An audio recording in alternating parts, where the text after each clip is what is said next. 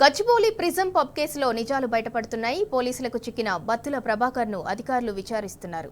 Prism pub వద్ద ప్రభాకర్ను వదిలిపెట్టిన వ్యక్తి కోసం గాలిస్తున్నారు. ఒక సినిమాకు డైరెక్టర్గా పనిచేసిన నరేంద్ర కోసం పోలీసులు సర్చ్ చేస్తున్నారు.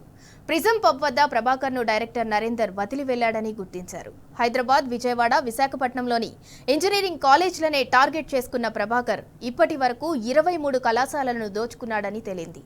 తెలంగాణ ఎమ్మెల్యేలకు సంబంధించిన 2 ఇంజనీరింగ్ కాలేజీలలోనూ అతను చోరీకి పాల్పడ్డాడు. గండిపేట్, మోయినాబాద్లోని ప్రముఖ ఇంజనీరింగ్ కాలేజీలలోనూ డబ్బులు దోచుకున్నాడు.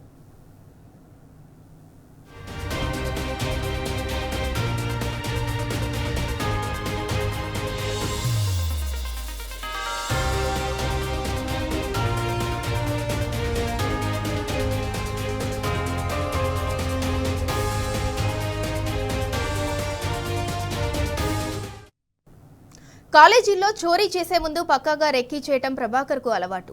స్టూడెంట్ లేదా లెక్చరర్ వేషంలో వెళ్లి చోరీకి పాల్పడేవాడు. దోచుకున్న డబ్బులతో లావిష్ లైఫ్ను ఎంజాయ్ చేసేవాడు. బెంజ్, స్కోడా, ఆడి లాంటి లగ్జరీ కార్లను కొనుగోలు చేశాడు. స్టార్ హోటళ్లు, ప్రముఖ పబ్బుల్లో అమ్మాయిలతో ఎంజాయ్ చేశాడు. గేటెడ్ కమ్యూనిటీలో 2 లక్షల రూపాయలకు ఇంటిని అద్దెకు తీసుకుని నివాసం ఉన్నాడు.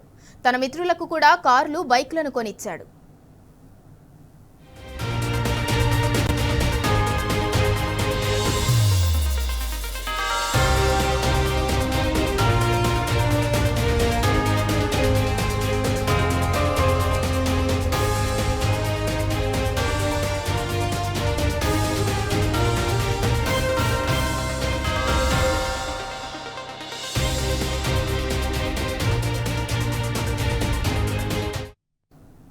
$3 కోట్ల దోచుకుని 100 మంది అమ్మాయిలతో స్నేహం చేయాలన్నది ప్రభాకర్ ప్లాన్. అందుకే తన ఐడెంటిటీ ఎక్కడా దొరకకుండా ఉండేందుకు సెల్ఫీలు, ఫోటోలకు ఒప్పుకునేవాడు కాదు. ప్రతినిత్యం హైటెక్ జిమ్లలో వెళ్లి వర్కౌట్ చేసేవాడు. ప్రభాకర్ ఇంట్లో పెద్ద మొత్తంలో కాలేజీల స్కెచ్లకు సంబంధించిన ప్లాన్లు దొరికాయి. అలాగే విశాఖ జిల్లాలో తనను ఇబ్బంది పెట్టిన ఖైదీని కూడా చంపేందుకు ప్లాన్ చేశాడు.